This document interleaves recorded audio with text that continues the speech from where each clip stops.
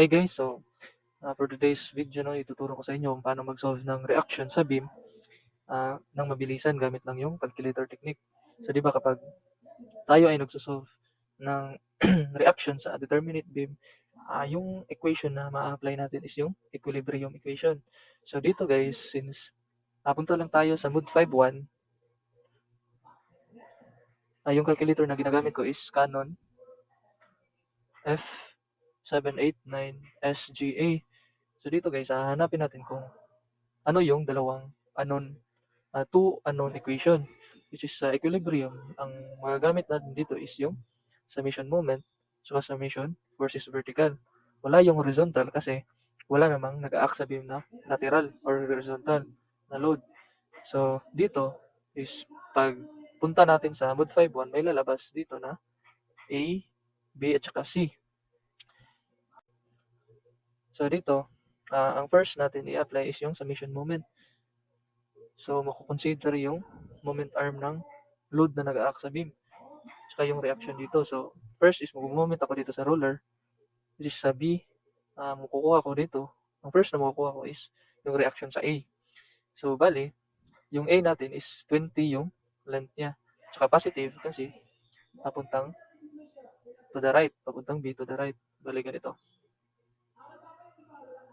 So next is yung uniform load. So bali, consider natin itong overhang na to. So bali dito hanggang sa B. So papunta tayong B, yung rotation niya is to the left.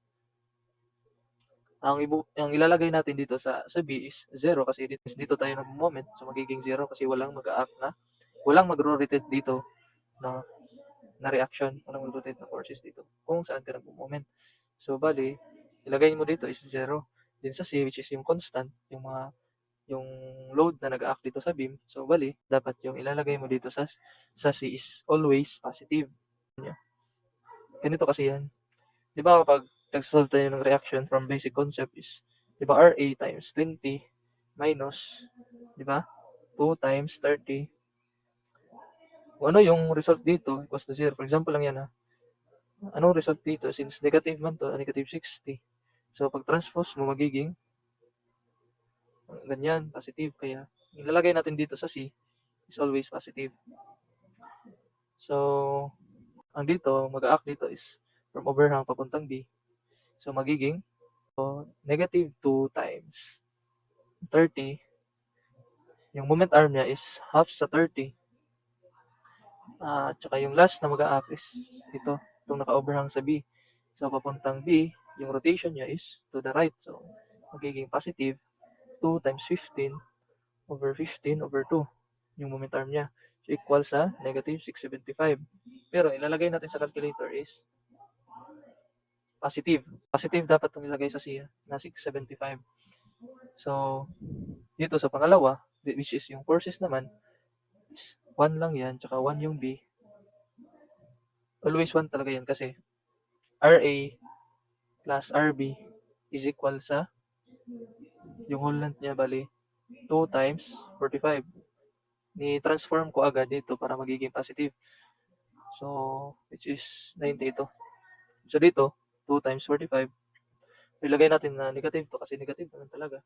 Kasi downward yung load natin is equals to 90 negative. So, basta guys, yung ilagay nyo natin sa C is always positive talaga. Kapag negative yung result, positive yung ilalagay nyo. Kapag yung positive naman yung result sa calculator nyo, negative yung ilalagay nyo dito.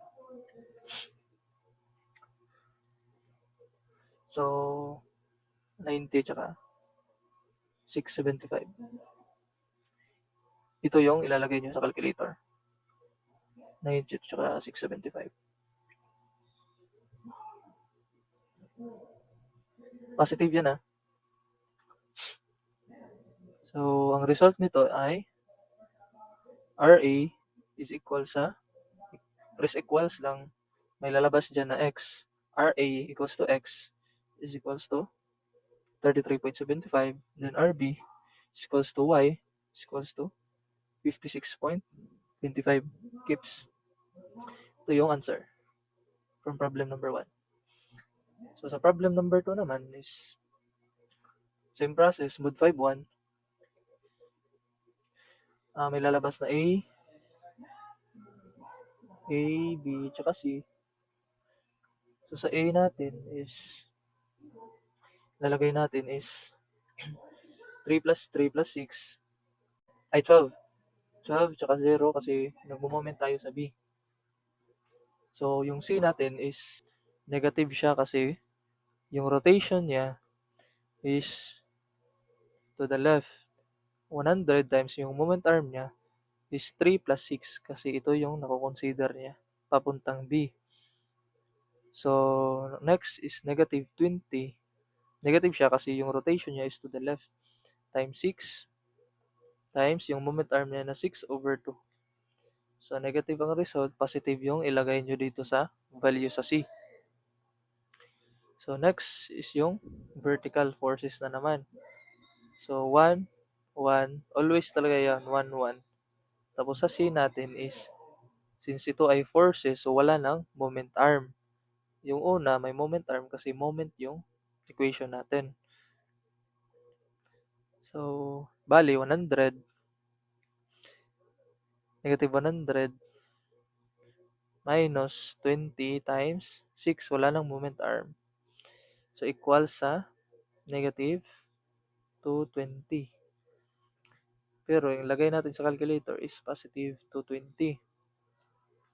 So, the result is equals lang. So, R is equals to X is equals to 105 kN. Tsaka RB is equals to Y is equals to 115 kN. So, this is the